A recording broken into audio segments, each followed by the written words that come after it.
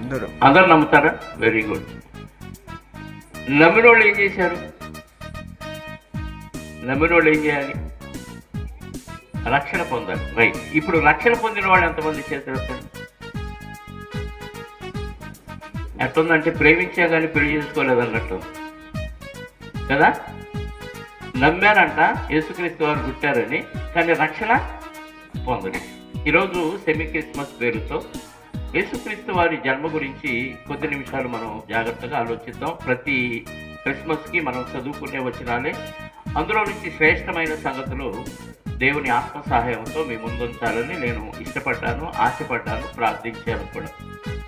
ఈరోజు క్రీస్తు జన్మ గురించి లూకాసు వార్త ఇప్పుడు మనం చదివిన 2వ అధ్యాయం ఒకసారి మనం ధ్యానం చేయగలిగితే, 2వ అధ్యాయం 1వ వచనం నుండి, ఆ దినములలో సర్వలోకములకు ప్రజాసంఖ్య వ్రాయవలనని కైసరు ఔగుస్తు వలన ఆజ్ఞాయను. ఆ దినములలో అంటే ఏ దినాల్లో? యేసుక్రీస్తు వారు జన్మించిన దినాల్లో. దానికి ముందు మీకు అంతా తెలుసు, యేసుక్రీస్తు వారు మరియ గర్భంలో ఆత్మ సహాయంతో ప్రవేశపెట్టబడతాడు. పురుషుని సహాయం లేకుండా మరియ గర్భంలో ఆత్మ సహాయంతో ప్రవేశపెట్టబడతాడు ఆత్మగా. యేసుక్రీస్తు వారు మరియ గర్భంలోనికి రాకముందు ఎక్కడ ఉన్నాడు తెలుసా? పరలోకములో ఉన్నాడు. పరలోకములో ఉన్న యేసుక్రీస్తు వారు ఆత్మగా తండ్రి కుడి పార్శ్వమున ఉన్న యేసుక్రీస్తు వారు కన్యమరియ గర్భంలోకి ఆత్మ సహాయంతో వచ్చాడు. వచ్చిన ఆయన్ని మరియమ్మ గారు 9 నెలలు గర్భాన భరించింది. మరియమ్మ గారు ఆయన గర్భాన భరించింది. ఇక ఈ సమయంలో ఆల్రెడీ అంతకుముందే యోసేపు గారికి మరియమ్మ గారికి ప్రధానమైందంటే పెళ్ళయింది అనే, కానీ వారిద్దరూ ఇంకా భార్యాభర్తలుగా కూడలేదు. మనం కూడా ప్రధానం చేసిన తర్వాత మళ్ళీ ఒకరోజు వివాహం చేసినట్టుగా వాడు ప్రధానం అంటే పెళ్ళే కానీ భార్యాభర్తలే కానీ ఇంకా వారిద్దరూ భార్యాభర్తలుగా కలిసి కాపురం చేయలేదు యోసేపు గారు మరియమ్మ గారు. ఆ స్థితిలో యోసేపు గారి గ్రామం ఏదంటే నజరేతు. యోసేపు గారు ఎక్కడ నివసిస్తున్నారు? నజరేత్ అనే ప్రాంతంలో నివసిస్తారు. నజరేతు నుంచి యెరూషలేములో ఉన్న బెత్లెహేముకి సుమారుగా 146 కిలోమీటర్లు.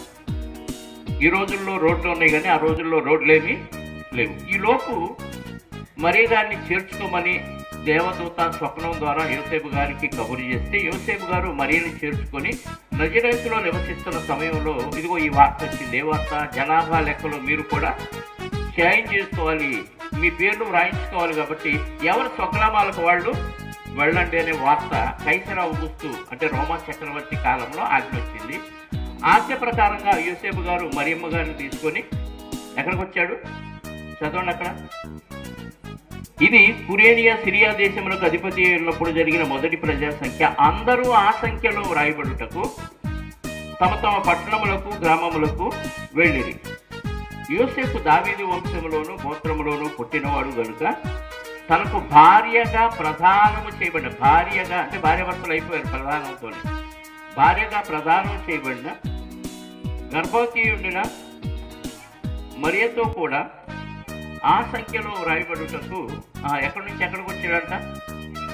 గలిలయ పెద్ద పట్టణం అయితే అందులో చిన్న గ్రామం నజరేతు. అక్కడ నుంచి యూదయ దేశంలోని బెత్లెహేము అనే చిన్న గ్రామానికి మరియమ్మ గారిని